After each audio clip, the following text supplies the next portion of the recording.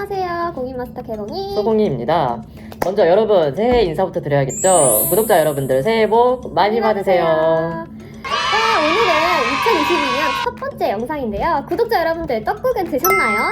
오늘은 새해 첫 영상인 만큼 특별한 분과 인터뷰 영상을 준비했는데요. 네, 바로 2021년 32회 공인중개사 시험에 합격하신 따끈따끈한 합격자분인데요. 그냥 합격자 인터뷰인데 특별하다고 할 리가 없죠. 공인마스터에서 멘토로 활동 중이신 주원아빠 멘토님을 만나 뵙고 왔습니다. 네, 저희가 멘토님께 인터뷰를 요청드린 이유가 있었는데요. 주원아빠 멘토님은 무려 직장과 육아를 병행하면서 동차 합격의 쾌거를 이루신 분이에요. 공인중개사 시험은 특히나 직장과 병행하시거나 육아를 병행하시는 분들이 많잖아요. 네, 저희 공인마스터 카페에서도 직장이랑 시험 공부를 병행하시는 분들이나 워킹맘 등등 전업 수험생들보다는 다들 공부하기에 어려운 상황이신 분들이 많은데요. 네, 그런 분들을 위해서 직장, 육아, 그리고 시험 공부까지 병행하면서도 한 번에 합격한 주원아빠 멘토님께 노하우를 여쭤봤습니다. 네, 그럼 지금 바로 만나뵈러 가볼까요? 고고! 고고!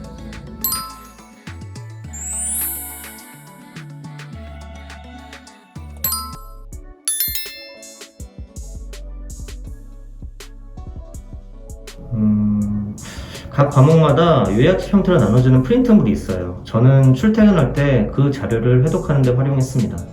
중개사법 임선정 교수님의 책받침이나 공시법 김민석 교수님의 핵심 암기사항과 같은 자료들은 이동할 때에도 보기 편해서 활용도가 굉장히 높습니다. 일단 앉아서 이동하더라도 책은 좀 불편하니까 그런 프린트물을 활용하시면 좋을 것 같고요. 5분, 10분 이렇게 아주 잠깐 짬이 나는 경우에는 에듀윌에서 제공하는 일일 문제가 있어요.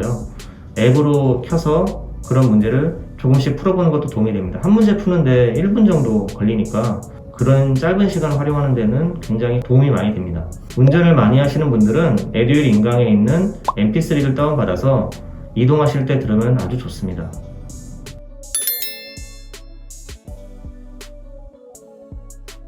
저는 회사 출근 후 귀가하면 7시 반에서 8시 정도 되었고요. 저녁 먹고 아들하고 10시 반까지 놀아주고 그때쯤 아들을 재웠어요. 아들을 재운 후에 10시 반에서 11시 사이에 공부를 시작했고요. 보통 2시 반 정도까지는 했던 것 같아요. 어떤 날은 4시까지도 했었고 모든 직장인들이 그렇지만 솔직히 공부할 여건이 좋았던 건 아니었죠.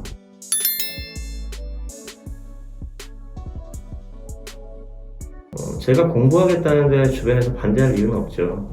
물론 공부를 핑계로 자기가 할 일을 안 하면 문제가 될 수 있겠지만 저는 그런 건 아니었으니까 주변에서 반대할 이유는 없었어요.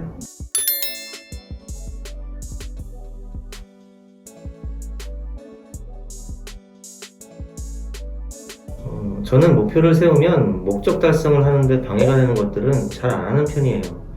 근데 다행인지 불행인지 코로나 때문에 제 스스로도 가정을 위해서 친구들과는 연락만 하고 거의 만나지는 않았습니다. 물론 여러 가지 유혹이 있었지만 오늘 공부량이 밀리면 문제가 있기 때문에 그 생각으로 마음을 잡았던 것 같습니다. 저는 겉으로 내색하진 않았지만 한 번도 떨어질 거라는 생각은 안 해봤어요. 그래서 그런 마음 때문인지 몰라도 공부하는 기간 내내 심리 상태가 불안의 연속이었습니다. 그러니까 한 번도 떨어지지 않을 거라고 생각했는데 반대로 이게 떨어지게 되면 그렇게 느꼈던 감정과 완전 반대되는 결과이기 때문에 그 안 좋은 상황에 대한 심리 상태가 굉장히 불안했던 거죠. 이런 마음을 가지고 있는데 만약에 떨어지면 지옥이 따로 없을 거다라는 생각을 항상 했고 그런 이유 때문에 다른 것을 할 여유를 못 가졌던 것 같아요. 극복하려는 것보다는 안 좋은 결과를 피하기 위해서 노력했다고 생각합니다.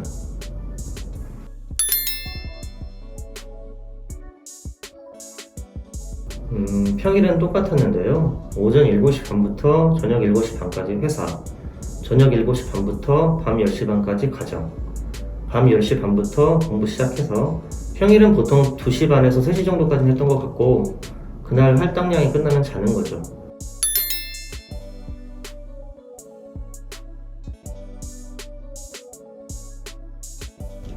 앞서 말씀드렸지만 떨어지면 지옥이다.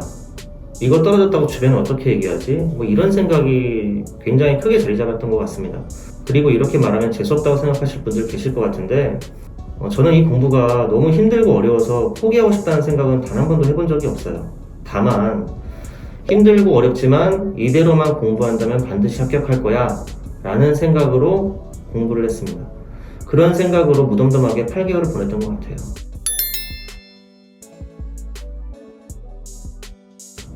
지금의 계획으로는 2, 3년 정도 소공으로 실무 경험을 쌓고 추후에 상황이 되면 개업을 하려고 합니다. 다만 그것이 계획대로 될는지 잘 모르겠습니다.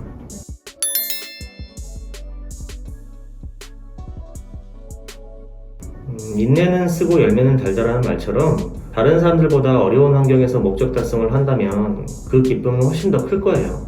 지금의 노력에 대한 결실은 빠르면 7월, 늦으면 9월, 어쩌면 시험 보기 일주일 전에 올 수도 있습니다. 지금은 공부가 안 되어 있기 때문에 모든 것이 불안하고 어렵게 느껴질 거예요. 여러분이 아까 말씀드린 것처럼 1000개의 퍼즐을 맞춘다고 생각을 해보세요. 형태에 나와 있지도 않은 그 퍼즐 조각을 맞출 때 틀을 잡는데 상당한 시간이 소요될 겁니다. 그러나 맞추는 조각이 많아질수록 남은 조각을 맞추는데 걸리는 시간은 그리 오래 소요되지 않을 것입니다. 공부도 마찬가지라고 생각하시면 됩니다.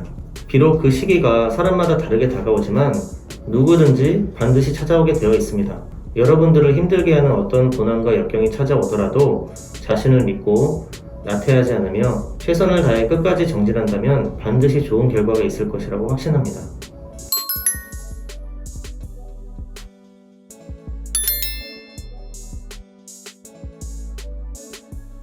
이 시험이 어렵다고 많이 얘기하잖아요. 근데 쉬운 건 아니에요. 그런데 공부를 안 하면 떨어지는 시험인 건 확실합니다. 물론 머리가 엄청 좋아서 한 번 본 걸 잘 기억하고 이런 분들은 다른 사람들보다 쉽게 합격을 하겠죠. 하지만 일반적인 기준으로 놓고 봤을 때는 공부할 양도 굉장히 많고 쉽지 않아요.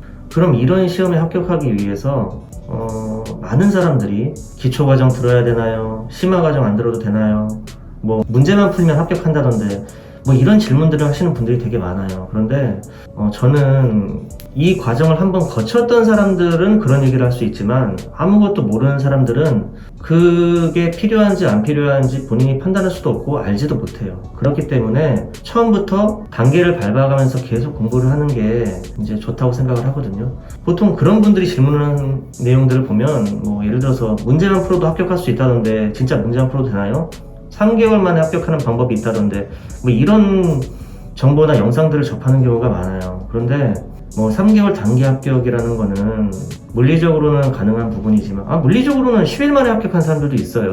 법 공부를 했던 사람들 같은 경우는 한 달이면 아마 이 시험을 합격할 겁니다. 그런데 일반적으로 이 시험을 준비한 사람들이 그런 사람들과 똑같지는 않잖아요. 그렇기 때문에 그런 사람들과 비교를 하면서 3개월에 합격했어요, 열흘에 합격했어요 이런 영상이나 정보를 듣는 건 본인한테 맞지 않아요. 그렇기 때문에 본인이 아무것도 모르는 상태에서 그런 사람들과 비교하면서 이런 방법도 있다던데 라는 생각으로 공부를 등한시하거나 조금 해서 합격하려고 하지 말고 충분히 공부를 하고 그렇게 해도 안 되는 게 이 시험 공부거든요.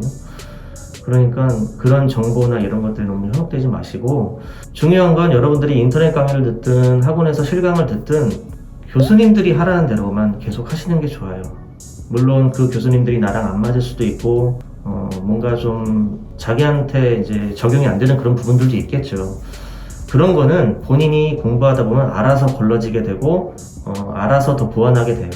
그런데 그거를 지금 1월달 혹은 시간이 좀 더 지나서 2월달, 3월달 이렇게 되면서 본인이 뭔가를 판단하기에는 아직은 시기상조라는 거죠. 그러니까 기본적으로 5월, 6월에서 공부를 계속 하다가 정 안 맞는다는 부분이 있으면 자기만의 방식대로 바꾸는 거는 괜찮은데 지금 이제 시작한 지 얼마 안 된 상태에서 이제 공부 막 시작하려고 하는데 1년을 준비하는 사람들도 있는데 단순하게 3개월 혹은 기출문제만 풀어도 되는지 이렇게 쉬운 방법으로 공부를 하려고 하면 나중에는 중요하다고 생각되는 부분도 본인이 제끼게 돼요. 그러니까 쉽게 말해서 세법 같은 경우에는 16문제밖에 안 나오는 그런 부분도 있겠지만 16문제 중에 양도소득세 문제가 5문제거든요. 근데 그 5문제를 양도소득세 파트가 좀 어렵기는 해요. 근데 그것도 하다 보면은 진짜 나오는 게 정해져 있어서 괜찮거든요, 공부하기에. 근데 그냥 그 5문제 제껴버리는 거예요.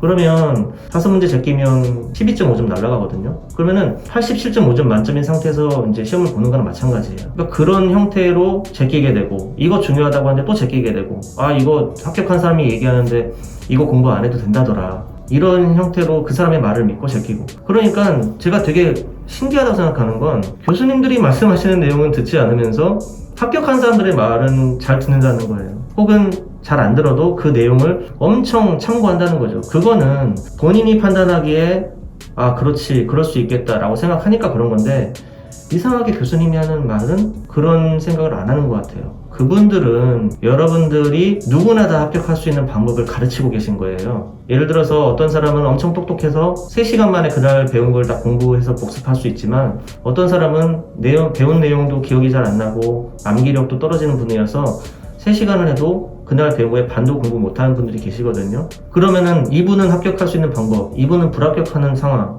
그런데 교수님들은 이분도 합격하는 방법으로 가르치고 계신 거예요. 그러니까 여러분들이 뭔가 좀 쉽게 공부하려고 하거나 편법이라던가 그런 거를 생각하면서 공부하기보다는 나는 똑같은 일반 사람이다. 내가 다른 사람보다 특별하게 머리가 똑똑하지도 않고 학창시절에 공부를 잘한 것도 아니고 그냥 아주 노멀한 그런 사람이다 라고 판단이 되면 교수님들이 그냥 하란 대로 쭉 하시는 거예요. 그렇게 하다 보면 공부가 쌓이게 되고 다 되게 돼 있습니다. 이 점을 생각하시고 여러분들이 나는 왜 하란 대로 했는데 안 되지 이런 생각 같은 걸 하지 마시고 시험을 볼 때쯤 되면 다 이렇게 자기가 공부했던 것들이 한꺼번에 쭉 올라와요. 저도 7월 모의고사 볼 때 1차, 2차 점수가 딱점으로 60점 나왔거든요. 그런데 지금 그래도 실제 최종 시험에서는 1차 시험은 85점, 평균 85점이고 2차 시험은 중개사법 80점, 공법 75, 세법 67.5점이니까 뭐 한 75점 정도, 73점 정도 될 것 같아요. 그 정도로 안정된 점수를 받는 정도로까지 올라갔어요. 그러니까 공부하는 내내 엄청 불안하고 힘들어도 될 거다라는 생각을 가지고 하시면 여러분도 반드시 합격하실 수 있습니다. 절대 포기하지 마세요.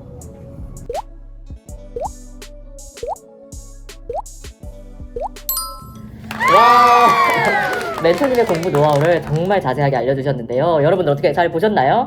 직장과 육아를 병행하면서 어떻게 포기하지 않으셨는지 공부를 시작할까 말까 고민하시는 분들께 많은 도움이 되셨으면 좋겠습니다. 역시 새로운 목표를 세웠으면 여기저기 말하고 다녀야 더 잘 지켜지는 것 같아요. 맞아요. 멘토님도 떨어지면 주변에 어떻게 이야기하지? 이런 생각을 하면서 열심히 공부하셨다고 하네요. 오늘 영상은 직장, 육아 등 다른 일과 병행하며 공부하는 수험생분들을 위한 꿀팁을 알려드렸는데요. 멘토님의 노하우는 여기서 끝이 아닙니다. 멘토님이 올려주신 더 많은 노하우는 공인마스터 카페에서 확인하실 수 있으니 더보기란을 클릭하여 확인해주세요. 그 외에도 공인마스터에서는 2022 공인중개사 캘린더, 이런 자료집 등 이 모든 것들을 무료로 제공해드리고 있으니 꼭 확인해보세요. 네, 다음 주에는 이번 주에 이어서 주원아빠 멘토님이 초시 동차 합격에 성공할 수 있었던 공부 꿀팁과 지금 시기에 가장 많이 하는 고민, 또 과목별 공부 포인트까지 알려드릴 예정이니 기대 많이 해주세요. 그럼 다음 주 금요일에 멘토님의 인터뷰 영상 2부로 찾아오겠습니다. 오늘 영상 도움이 되셨다면 구독, 좋아요 눌러주세요. 안녕.